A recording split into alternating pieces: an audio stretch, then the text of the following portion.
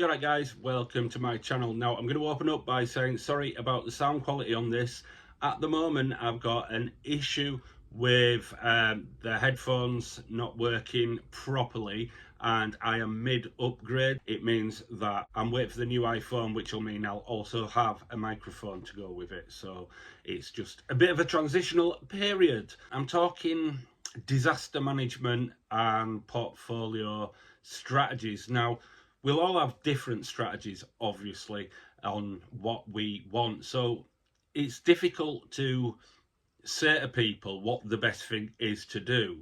And obviously, I'm not a financial advisor, and this isn't financial advice. If you're younger, you have many more years to make X amount of money than you do if you're older. So, like me, I'm taking that into consideration as part of my strategy, and that means I play some higher risk crypto moves in the hope that I can make the money that I won't be able to make longer term and make it in a quicker amount of time. However, as we have to remember in crypto, risk to reward.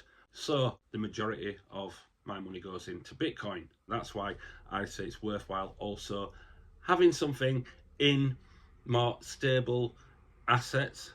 Gold and silver obviously are a favourite of mine because it's usually going to go up at a decent rate compared to just having the money in your bank. There are other things there that you could choose that are actually more secure. They're not going to deliver necessarily the profits you get in crypto or on gold and silver. Key thing is you're looking at the situation now. Ask yourself, am I comfortable? If the answer is yes, fill your boots. Maybe go on an attacking strategy then. You could decide the prices are exactly perfect for getting some bargains, buying some higher risk alts. Not financial advice, but these are the different strategies. It's an attacking strategy. You're willing to take more risks in the hope of extracting higher rewards. So what's the alternatives then? Well, you're looking at your portfolio right now. You've learned a few lessons from this crash, which we should all have done, and hopefully you have. If you haven't, you might have to question yourself and ask why you haven't learned. You should always be learning. Nobody knows it all, and the more experienced people are and the better they are in whatever they do, they will always tell you that they could be wrong and things like that. They've got a bit more doubt in the voice about not as certain with stuff. They don't have that certainty, and the reason for that is because the more you know, the more you realize you've got to learn, and the more you know that there's so many different things that are at play that can mean that there isn't any certainties, because there isn't. So yeah, you want to decide now at this moment in time. If you're happy with your portfolio, you might want an attacking strategy, which is to go sweep up some of these bargains that are still there and get more of them, lower that average price you have. What you don't want to be doing is just chasing losses. If you're not comfortable with the situation as it is, you might not want to try and average down. Yeah, it's like, I've said this about Casper again in the past, where people were buying and then they kept throwing more money at it, and every time the price keeps dropping, and that when something like this happened, then woof, it inflates it tenfold, almost literally. If you're already thinking I'm in too deep right now, then don't go on attacking strategy. That might be too risky. The other way to do it is be more defensive. I had somebody in my comments ask whether it's a good idea to buy Ethereum and Solana right now, and personally that is my strategy, and I am a bit of a diamond hand as well because I'm holding for the long term with a few alt season plays in hand as well. So a lot of my crypto, I won't buy meme coins because of this reason. I'm looking long term at crypto that is going to have solid use cases for the future, that's maybe getting adoption now as well, and naturally Ethereum and Solana massively fit into that category. I feel BNB is another, and that is what I call, even though it's kind of, we like to call it diamond handing, I call it a solid defensive play. If you are overexposed maybe in alts that are mid and lower caps, you might want to look into getting that more balanced with. Get Bitcoin while it's at a discount, get Ethereum while it's at a discount, and get Solana, maybe BNB as well. So it's a solid strategy and it will balance out your portfolio. I've had it nicely balanced for that reason, so I didn't feel too bad when what occurred on Friday happened, because my bigger ones, they were still nicely solidly in greens, and it offset the losses that I was seeing on everything else anyway. So my portfolio wasn't taking that much damage. It was like, yeah, I've still got, really, at the very least, I'm going to come out with what I've put in. That is what having solid defensive players like Bitcoin, like Solana, like Ethereum will do for your portfolio. It's going to make sure that anytime there is any big crashes like this or black swans, you're still comfortable, and that makes you then confident to be able to go, okay, right, what I'm going to do now is sweep up some of the bargains. So if you are fairly new to crypto, to get used to doing is buying limit orders as well. Make sure you are doing limit orders. I know it's all, for some people it can be, oh, I just want to buy it now.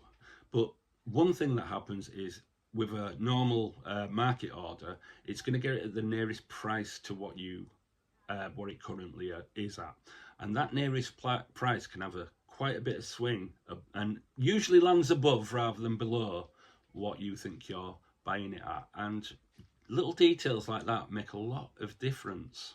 Even when you're buying it now, just set a limit order slightly below, slightly above, even if you want. It's reasons for setting it above actually as well, and that is that if you, let's say prices are currently at resistance levels, you might want to set it just about above that level, just in case it does break out of control going up, so you've managed to clip it what would now turn into a bottom, rather than ending up buying it at the top. Psychologically as well, right? It's a little trick I've got to this, so I'll share it with you. What you've got to do with trading, anything like that, is bear in mind that there are psychological levels, and psychological levels are not there by accident. That is what the institutions that are playing you and the people who are manipulating the price, they know all about. So you've got to think, you've got to outpace yourself, right? And this is where it's really important. You've got to think to yourself, first of all, when you're setting that limit order, right, okay, what is where I think that psychological limit is? And you can probably see it, it's on that, just around in there. So what are those people who are trying to outfox me and make me buy at the top and sell at the bottom going to do? Well, they're not going to do it at that psychological level. They're going to do it just above that psychological level. But they also know you might have cottoned on that they're going to do it just above that psychological level. So what you want to do is just slightly above that, just above the psychological level, if you understand what I mean. It sounds silly, but it really does help. There's a psychological level, then there's your psychological level about what you think is a breakout, yeah, not a fake out. So you want to think about what you think that psychological level is just above the breakout then, and then add some to it. And that's when what won't happen is it'll just spike up there and come back down. So you're trying to avoid that happening. You want to get it at the bottom, not the top. It does take a bit of doing. My psychology comes in handy because I know, and you also have to learn to be very honest with yourself. If you can be really honest with yourself, then you'll know that psychological level. Then you'll go, yeah, that's the level I'm setting it at, and you will instinctively know that. And once you instinctively know that, you need to then go, I'm instinctively knowing that, so I just need to set it a little bit above that, and bang, you've got it nailed on. I hope that makes sense. So getting the right balance on your portfolio, if you're like me in that position, is important, and the psychological game is really important. If you don't feel confident, you are more likely to make mistakes, sell when you shouldn't do, buy when you shouldn't do, get drawn into these things. Just when you feel like that, take a moment, take a deep breath, step back, don't react straight away. just take a moment. Like with this crash, what I did was, at first, my instant reaction was, holy shit. And then I had to step back, I took a look at my portfolio, looked at the strong players, looked at those that I don't trust as much. And then I had looked at the liquidity that I had, and I decided to do nothing except sell a bit of B&B while I'm in profit, because the profits were still just as high as they were when I was waiting for it to go up just a little bit more anyway, before maybe selling a bit and taking profits. So I decided, yeah, good time to get some liquidity out of that in preparation for what seems to be occurring, and then sat back and cancelled a buy order at 6 cents on Casper. I forgot about the one at 4 cents, so that triggered, but it didn't use up all my liquidity. It was just a small one that I had set there just to buy up a usual amount, and sat back and watched the action. Didn't panic. Sometimes your head's going, my God, I've got to get out of this. But your head overreacts in early days anyway, so don't, try not to react when your head's saying stuff like that. In fact, sometimes it's a good idea to do the exact opposite of what you're thinking in the moment, and then you'll probably be all right. So most people would have been thinking, fuck, I need to sell, and the right thing to do was wait and buy. And that's exactly what I did at 1 cent. Well, I couldn't get in at 1 cent on Casper at the time, but because of the problems with the exchanges when that happened, so I ended up managing finally to get it at 2 cents, which was a result, and I just chucked everything I could at it, because it's like, at them prices you're not going to get them again. Might be a long wait before I do, so I might as well use everything I've got at it, throw at it. And I did that with a couple of other alts. I wasn't concentrating on Bitcoin at that moment in time or anything else, and it's a good job I didn't drop as much as the others, and now I can wait for my new liquidity to come in, and then I have to make a decision as well. This is it. It's not set in stone. Don't have anything set in stone.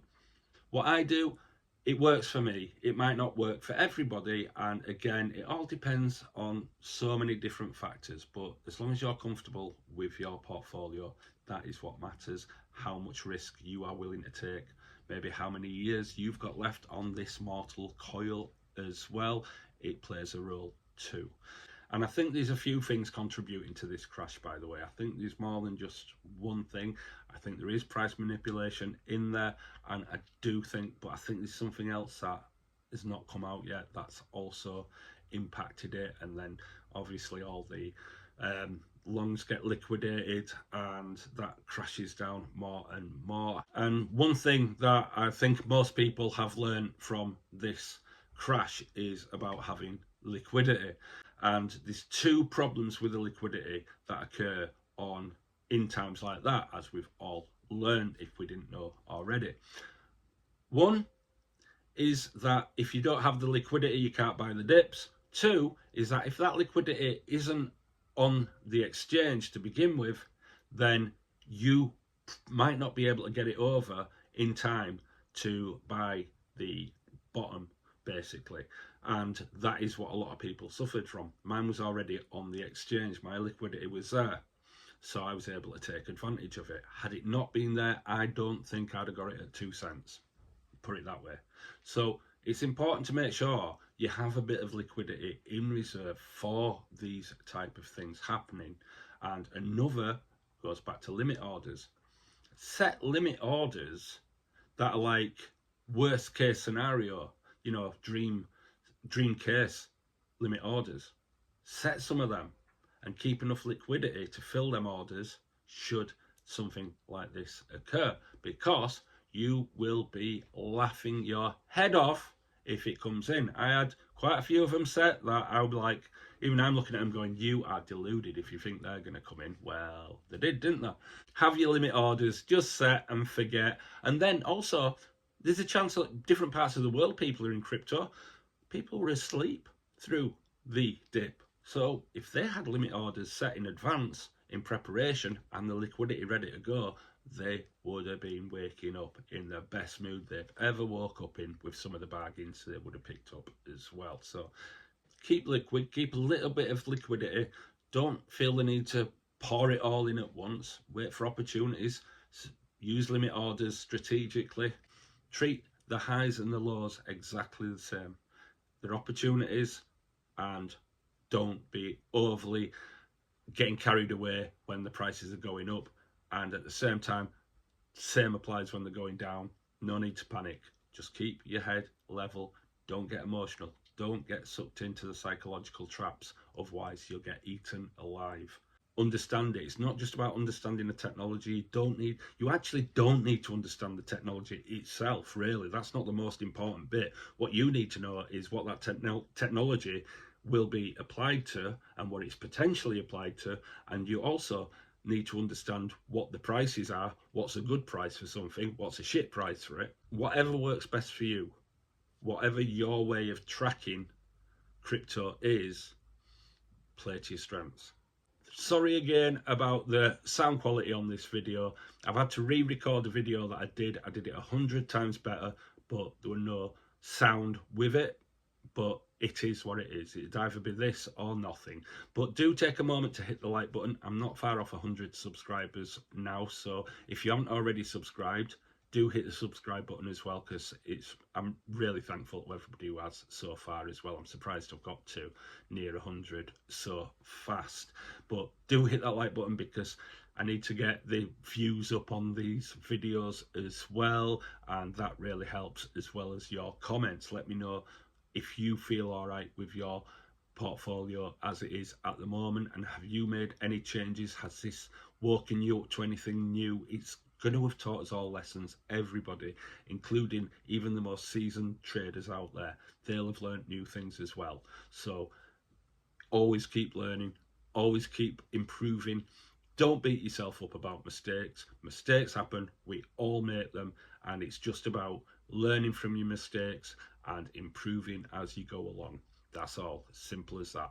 Anyway, I will catch you guys later. Thank you very much for watching. Bye bye.